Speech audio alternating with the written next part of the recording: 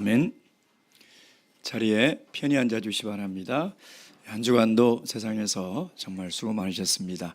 오늘부터 시작되는 안식일을 통해서 하나님께서 우리에게 주시고자 하는 진정한 안식의 복을 다 누리시는 그런 귀한 시간 되기를 주님의 이름으로 축원드립니다. 예수 그리스도 이름으로 하나님 말씀 증거하도록 하겠습니다. 마태복음 3장 13절에서 17절까지 말씀입니다. 3장 13절에서 17절까지 말씀입니다. 찾으셨으면 저와 함께 교독하도록 하겠습니다. 이때 예수께서 갈릴리로서 요단강에 이르러 요한에게 세례를 받으려 하신대 요한이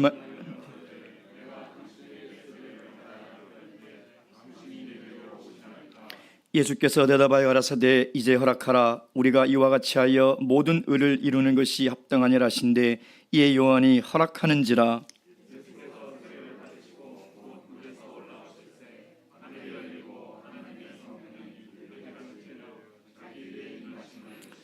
다 함께 읽겠습니다. 시작. 하늘로서 소리가 있어 말씀하시되 이는 내 사랑하는 아들이요 내 기뻐하는 자라 하시니라. 아멘. 중세시대 영국에 굉장히 독특한 왕이 있었다고 합니다. 그의 이름은 카뉴트라는 왕인데요. 이 사람은 왕이 되었음에도 불구하고 대관식을 치르지 않는 거절한 왕이었습니다. 그는 신하들이 자신에게 너무나 많은 칭찬을 하고 너무 높여주는 것이 늘 부담이 되어서 대관식을 하지 않았습니다. 그런 왕을 보는 신하들은 정말 이상하게 생각을 한 것이죠. 왕이라면 당연히 대관식을 거쳐야 하는데 계속 그 대관식을 하지 않는 것입니다. 신하들이 이렇게 의아해하고 있던 어느 날 왕이 명령을 내립니다. 내 왕의 의자를 저 바닷가 해변 앞에 두어라. 신하들이 왕의 의자를 가져다가 의자를 두었어요. 이 카뉴트 왕은 거기에 딱 앉더니 그 파도로 밀물이 들려오는데 그 파도를 향해서 아주 엄한 소리로 명령을 합니다. 바다야 파도를 멈추어라. 근데 계속 밀물이 들어오는 것입니다. 그래서 무릎까지 차이고 허리까지 차이더니 결국은 의자가 넘어져서 왕좌에서 떨어지고 말았습니다. 그때 이 카뉴트 왕은 신하들에게 이렇게 얘기했습니다. 너희들 보았느냐? 내가 왕이지만 나는 우주를 다스릴 능력도 없고 이 천하 만물 우주를 다스리는 분은 하나님 한 분뿐이다.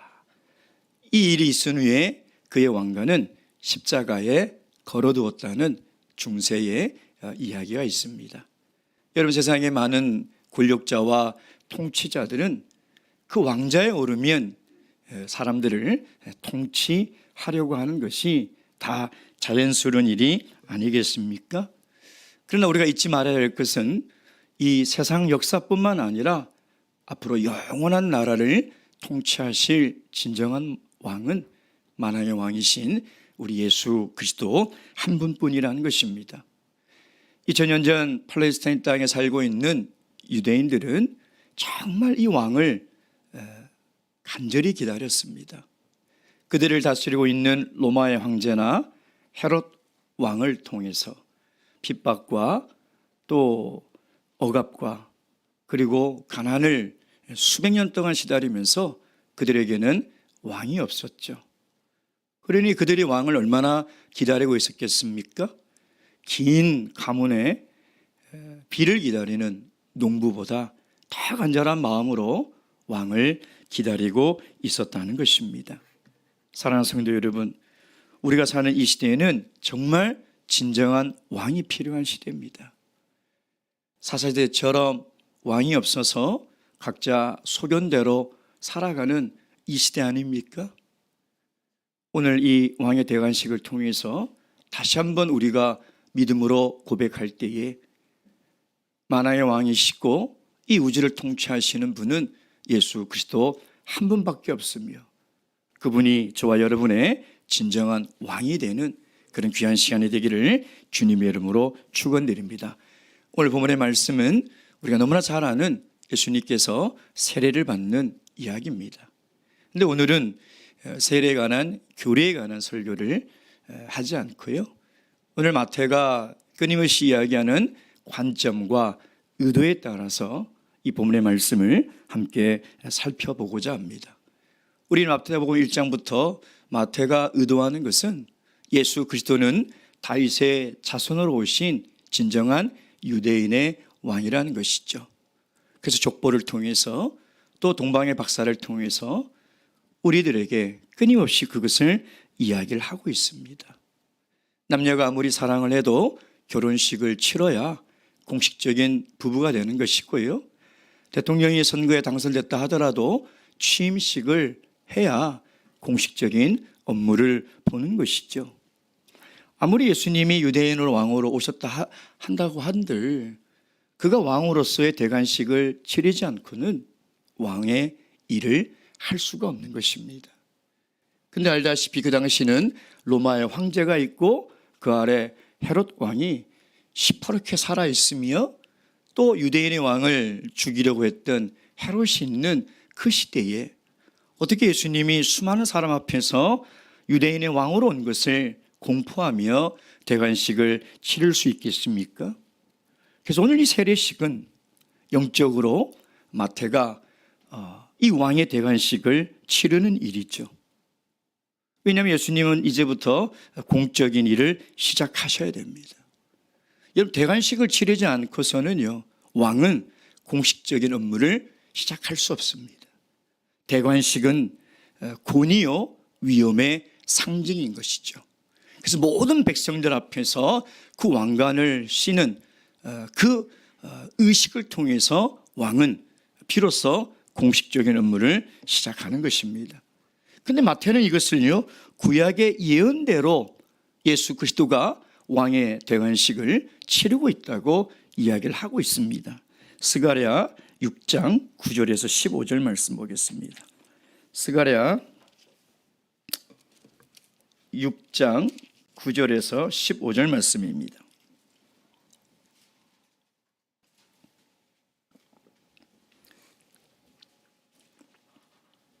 제가 읽겠습니다. 여호와의 말씀이 내게 임하여 이르시되 사로잡힌 자 중 바벨론에서부터 돌아온 헬데와 도비아와 여다야가 스바냐의 아들 요시아의 집에 들었나니 너는 이날에 그 집에 들어가서 그들에게 취하되 은과 금을 취하여 면류관을 만들어 여호사닥의 아들 대제사장 여호수아의 머리에 씌우고 구하여 이르기를 만군의 여호와께서 말씀하시되 보라 순이라 이름하는 사람이 자기 곳에서 돋아나서 여호와의 전을 건축하리라.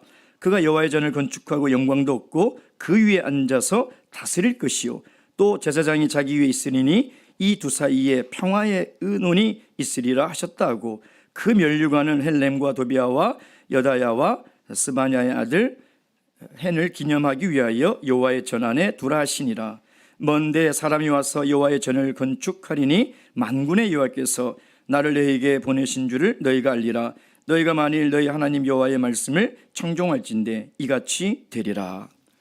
오늘 본문의 말씀은 대제사장인 여호수아에게 면류관을 만들어 씌우라는 말씀이지만 여기 12절에 보면 만군의 여호와께서 말씀하시되 보라 순이라 이름, 이걸 순이로 읽으시면 안 됩니다. 우리 한국에 순이라는 분이 많아가지고 그렇게 읽으시면 안 됩니다. 싹을 얘기하는 거예요. 순 자라나는 순, 순을 얘기하는 거죠. 이 순은 누구를 예표하고 있습니까? 이사야서 11장 1절 말씀 보겠습니다. 이사야서 11장 1절 말씀. 이사야서 11장 1절 말씀. 다 함께 읽겠습니다. 1절 시작. 이새의 줄기에서 한 싹이 나며 그 뿌리에서 한 가지가 나서 결실할 것이요. 이 스가랴의 이 수는 바로 이사야 선지자가 예표한 예수 그리스도를 이야기하고 있는 것입니다. 그래서 유대인의 왕이 나면 면류관을 씌울 것이고 그가 모든 나라를 통치하고 다스리겠다는 것이죠. 그래서 오늘 이 보낸 말씀을 통해서 예수 그리스도가 왕의 대관식을 어떻게 치르는지 또 그걸 통해서 우리에게 주시는 영적인 교훈이 무엇인지를 깨닫는 그런 귀한 시간 되기를 주님의 이름으로 축원드립니다. 다시 본 말씀을 돌아가면 저 왕의 대관식에 첫 번째 일어났던 일이 있습니다. 다 함께 마태복음 3장으로 돌아가셨어요. 16절, 예수께서 세례를 받으시고 곧 물에서 올라오실새 하늘이 열리고. 하늘이 열렸다는 것이죠. 우리나라도 하늘이 열린 날을 기념하고 있지 않습니까? 개천절. 개천절의 의미는 뭡니까? 단군이 최초로 민족 국가를 시작한 날을 기념하는 것입니다. 그래서 하늘이 열린 날이라는 것이죠. 오늘 본문에 하늘이 열렸다는 것은 바로 하나님께서 이제 새로운 일을 시작하시겠다는 것입니다. 인류 역사에 하나님이 개입하셔서 새로운 일을 하나님께서 시작하시겠다는 것이죠. 그 새로운 일은 바로 하나님 나라의 역사가 시작된다는 것입니다. 여러분, 하늘문이 열렸다는 것은 하늘문이 닫혀 있었다는 것이죠. 정말 아담의 범죄 이후로 예수 그리스도가 오기까지 하늘문은 철저하게 닫혀 있었습니다. 죄와 어둠 가운데서 이 인류는 아무런 소망 없이 어둠 속에 있었다는 것이죠. 또한 하늘문이 열렸다는 것은 그 이전에 400년 동안 하나님께서 침묵하고 계셨다는 것이죠. 근데 이제 드디어 하늘문이 열렸다는 것은 예수님께서 비로소 하나님 나라의 일을 시작하시겠다는 것입니다. 그 신호의 첫 번째가 뭐냐면 바로 하늘문이 열리는 것이죠. 여러분, 예수님께서 지금 새롭게 시작하는 일, 이 일이 무슨 일입니까? 그것을 우리는 공생애라고 합니다. 공적인 생을 살아가는 것이라는 것이죠.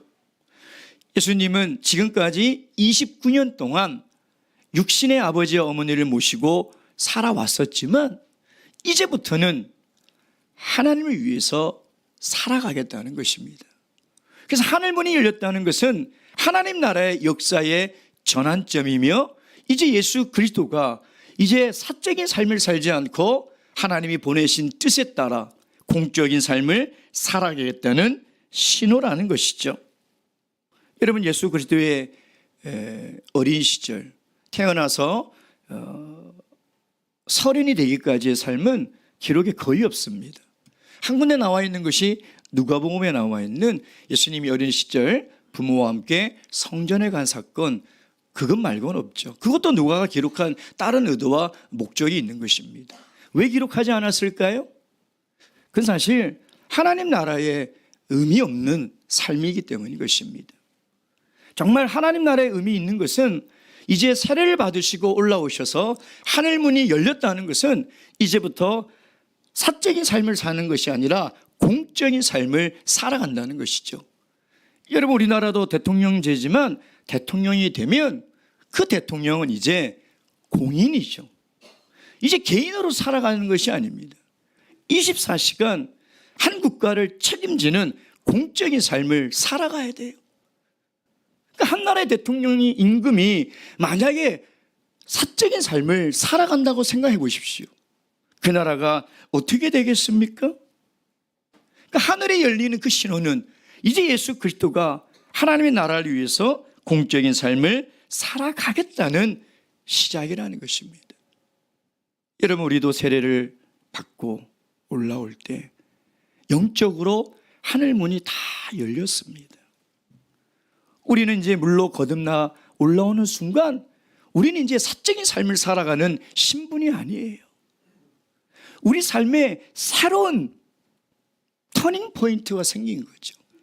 이제 내 삶에 하나님이 개입하신 것이고 하나님이 내 인생을 통하여 하나님의 나라의 일을 해나가시겠다는 것입니다. 비록 육의 눈으로 그건 볼 수 없었지만 모든 그리스도인이 세례를 받고 올라오는 순간 영적으로 하늘문이 다 열리게 되는 거예요. 왜? 이제부터 하나님의 자녀로 살아가는 것이죠. 이제 공적으로 살아가는 거예요. 그래서 우리 인생을 하나님의 카운팅 하실 때 세례를 받기 이전의 삶은 아무 의미가 없습니다. 하나님의 기억이 없어요. 하나님이 기억하시고 하나님이 세시는 것은 우리가 물로 거듭나 올라오는 순간, 그때부터 이제 하나님 나라의 백성이요 하나님의 자녀로서 하나님 나라를 위해서 살아가는 사람이 되었다는 것입니다.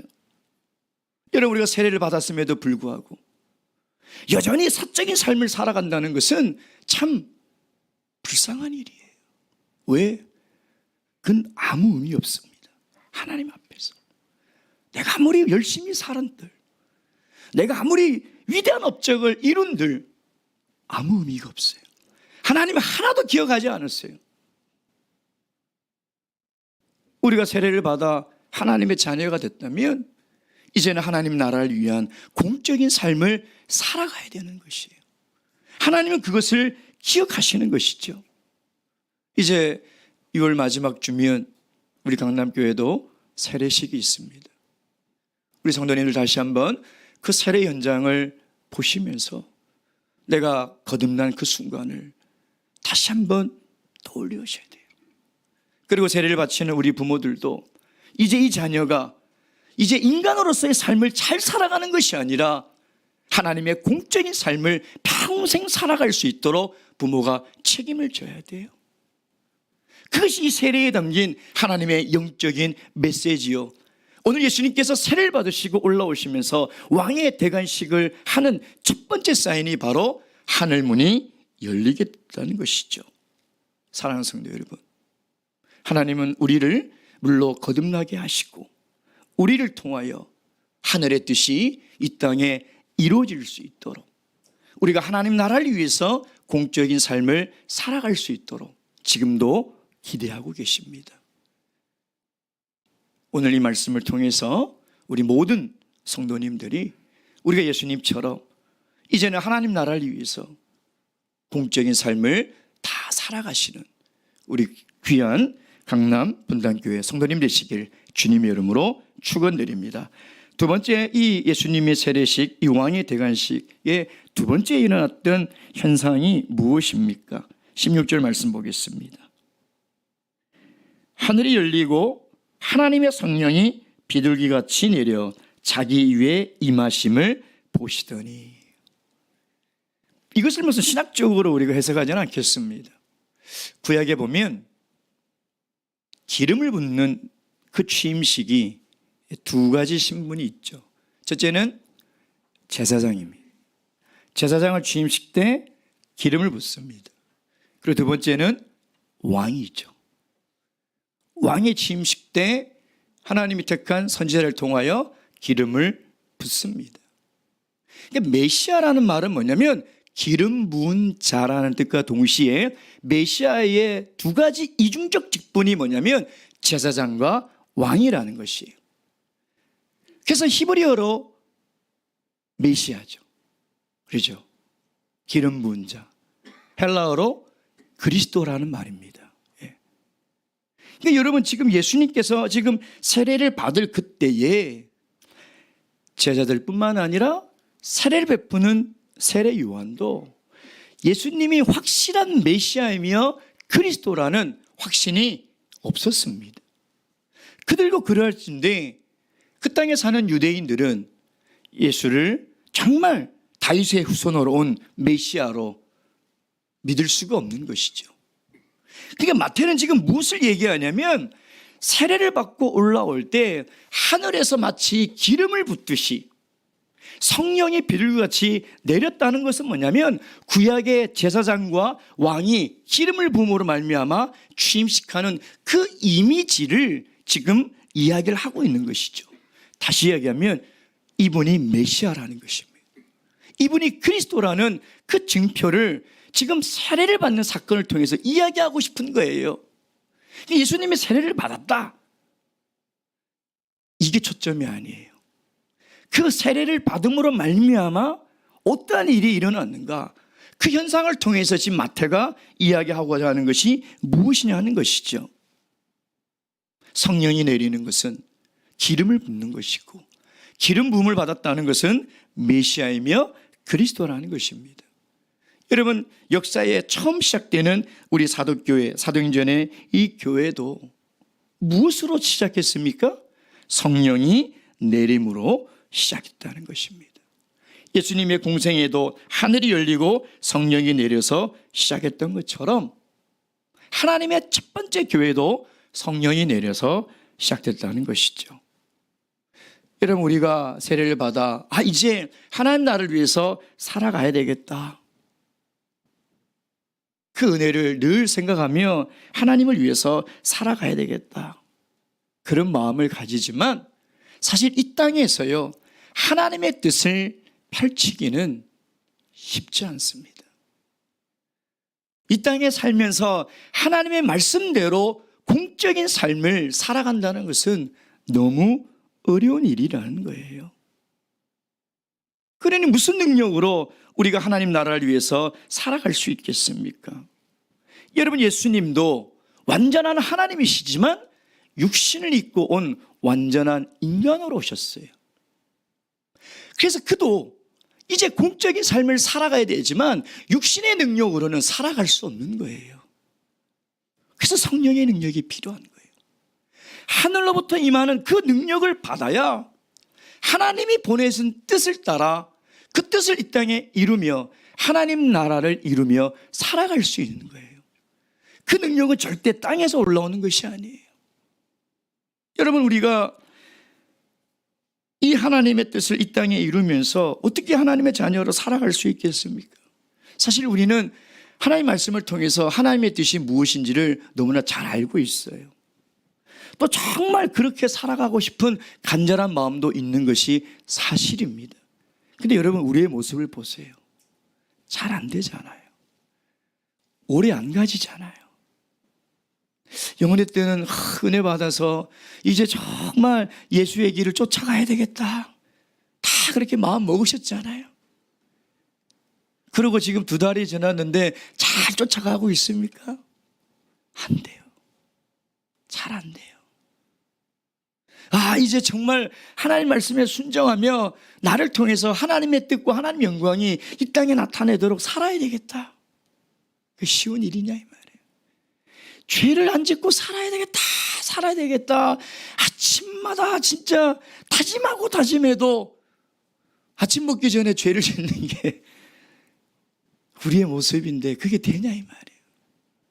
그래서 하나님의 뜻을 이 땅에 이루며 살고요, 하나님의 말씀에 순종하며 살고 하나님의 나라를 위해서 사는 것은 절대 우리 인간의 의지와 능력으로 안 된다는 거예요. 안 돼요.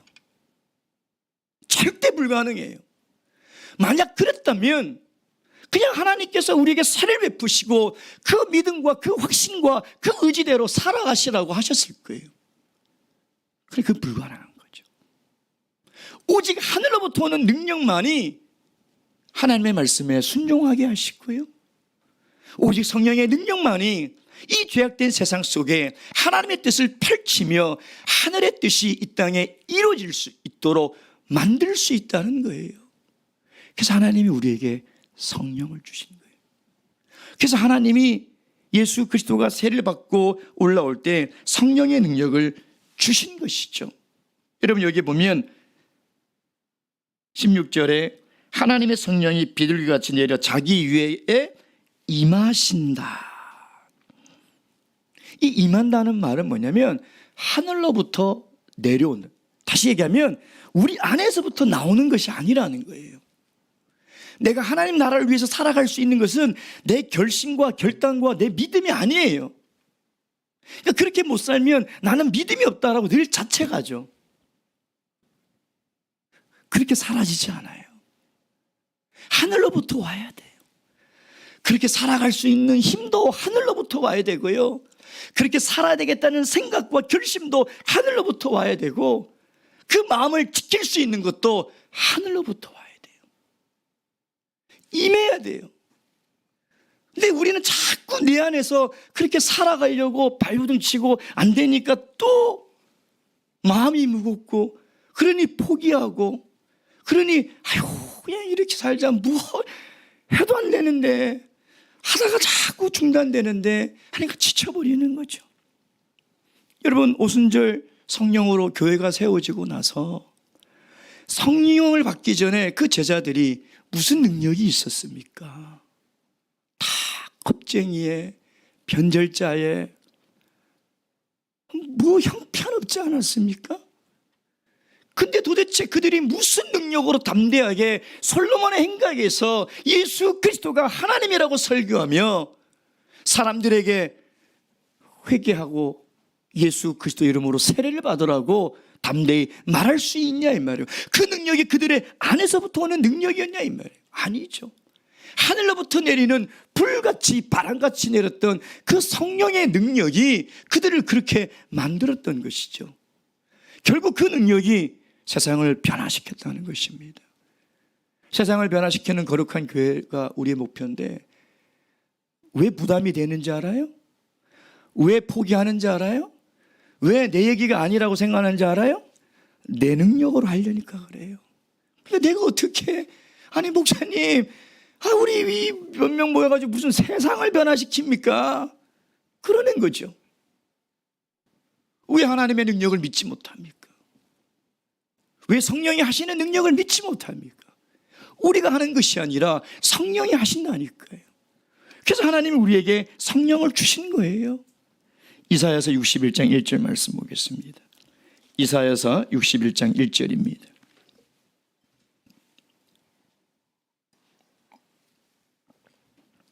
이사야서 61장 1절 말씀 다 함께 읽겠습니다. 1절 시작. 주 여호와의 신이 내게 임하셨으니 이는 여호와께서 내게 기름을 부으사 가난한 자에게 아름다운 소식을 전하게 하려 하심이라. 나를 보내사 마음이 상한 자를 고치며 포로된 자에게 자유를, 갇힌 자에게 노임을 전파하며. 하나님의 영이 임하시면 하나님의 복음을 땅끝까지 전할 수 있다는 거예요. 그래서 예수님께서 오직 성령이 너에게 임하실 때까지 기다리라는 거예요. 그 능력이만이 복음을 땅끝까지 전할 수 있다는 거예요.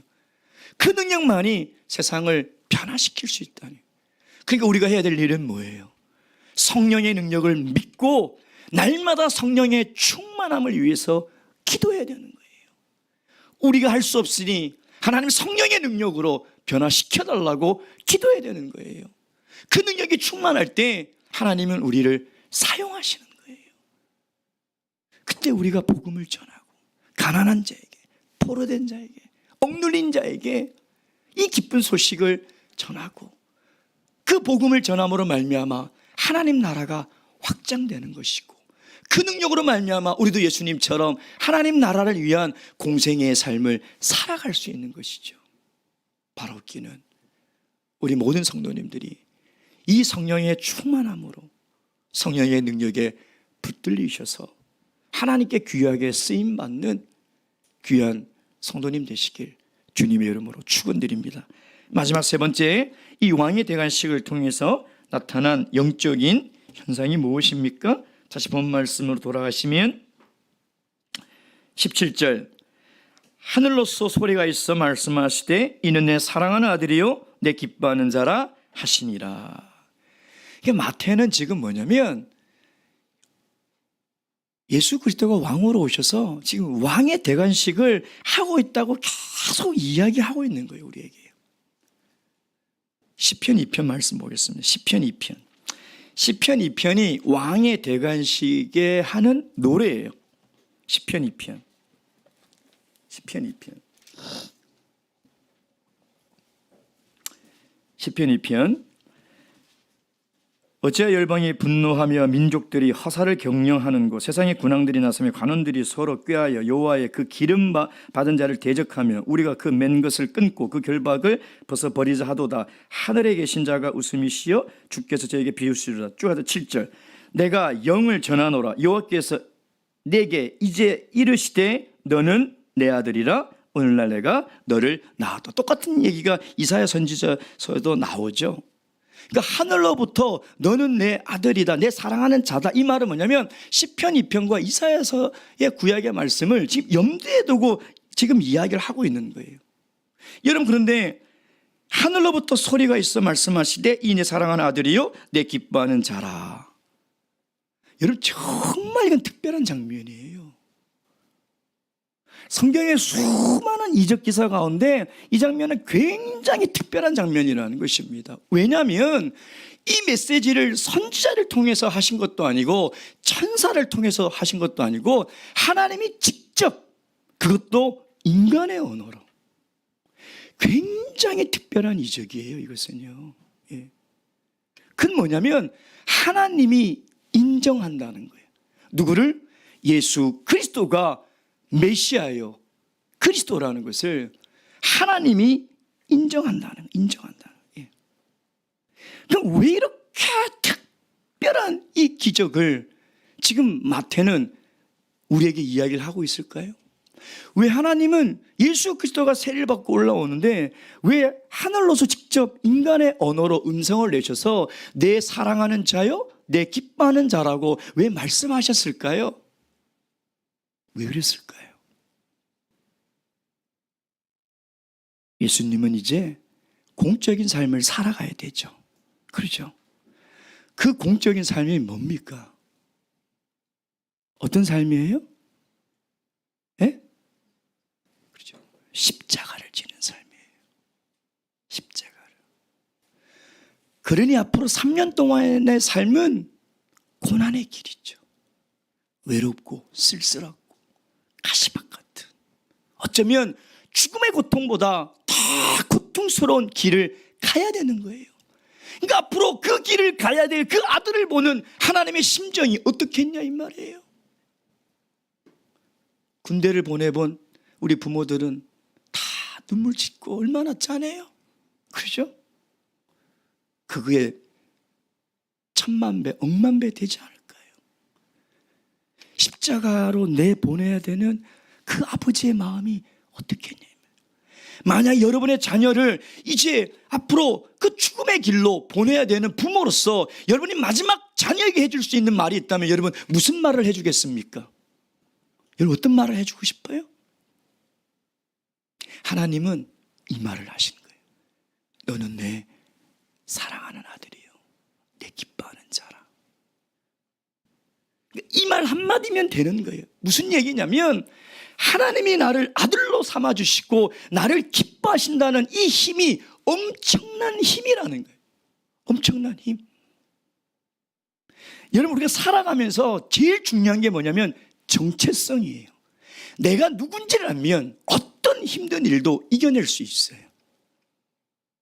그러니까 앞으로 예수 그리스도가 하나님의 아들로서 그 십자가의 길을 걸어갈 때 그 길을 포기하지 않고 쓰러지지 않고 갈 수 있는 가장 강력한 힘이 뭐냐면 내가 누구냐는 거죠. 하늘로부터 오는 음성을 들어 내 정체성이 누구냐는 것을 확실히 하면 그 길을 걸어갈 수 있다는 거예요. 그래서 하나님은 그 얘기를 하시는 거예요. 죽음으로 가는 아들에게 이 딱 한마디를 하시는 거예요. 너는 내 사랑하는 아들이요, 내 기뻐하는 자다. 그러니까 마귀가 제일 우리를 혼란스럽게 하고 제일 유혹하는 게 뭐냐면 우리 정체성을 자꾸 흔들어 놓는 거예요. 하나님은 세례받고 올라오는 순간 우리들에게 사랑하는 아들이며 내 기뻐하는 자라고 우리의 정체성을 분명히 말씀하시고 선언하시고 인정하셨건만 마귀는 뭐래요? 아니라는 거예요. 너 세상에서 잘 살아야 된다. 세상에서 성공하고 세상에서 누리며 살아야 된다. 그러니까 이 정체성을 자꾸 흔들어 놓죠. 그러니까 세례받고 하나님의 자녀가 됐는데도 불구하고 이 정체성이 없으니까 어떻게 살아가요? 세상에서 열심히 살아가요. 자기 십자가를 짓고 하나님 나라를 위해서 살아가야 되는데 내가 누군지 모르는 거예요. 세례를 받으면서 그 음성을 못 들은 거예요. 하나님이 지금 나를 어떤 사람으로 보고 있는지 확신이 없는 거예요. 그러니 세상에서 세상 사람도 아니고 그리스도인도 아니고 그냥 한국 사람들이 반반을 그렇게 좋아해서 그런지 그냥 반반으로 살아가는 것 같아요. 예수님은 지금 공적인 삶, 이 십자가의 길을 걸어갈 때 하나님으로부터 들은 얘기는 딱 한 말씀이에요. 하나님이 나를 사랑하시구나. 하나님이 나를 아들로 삼아주셨구나. 간단하잖아. 명료하잖아. 야, 네가 십자가를 질 때 힘들 때 참아야 된다. 왜 참아야 되는지 아냐? 뭐 구구절절 설명하는 게 아니에요. 사랑하는 아들이요 내 기뻐하는 자로다. 사랑하는 성도 여러분, 우리도 자기 십자가를 지고 하나님 나라를 위하여 이 고난에, 이 헌신에, 이 신앙의 길을 걸어갈 때 이 말씀 한마디면 충분합니다. 내가 아무리 신앙을 지키며 힘든 삶을 살아가도 그래 나는 하나님의 자녀야. 하나님이 지금 내 삶을 보시고 기뻐하고 계셔. 여러분, 이것보다 큰 힘이 어디 있습니까? 이것보다 강력한 능력이 어딨냐 이 말이에요. 이 음성을 듣고 이 정체성을 정확히 깨달아 믿고 살아간다면 우리는 신앙생활하며 수많은 고난과 시련을 만날지라도 좌절하지 않고 포기하지 않고 설령 넘어진다 하더라도 다시 일어나서 끝까지 이 길을 완주할 수 있을 겁니다. 여러분, 하나님이 사랑하시고 나를 기뻐하는 자라고 인정해 주시는 것, 그것으로 충분합니다. 묵도하시겠습니다. 할렐루야. 아멘.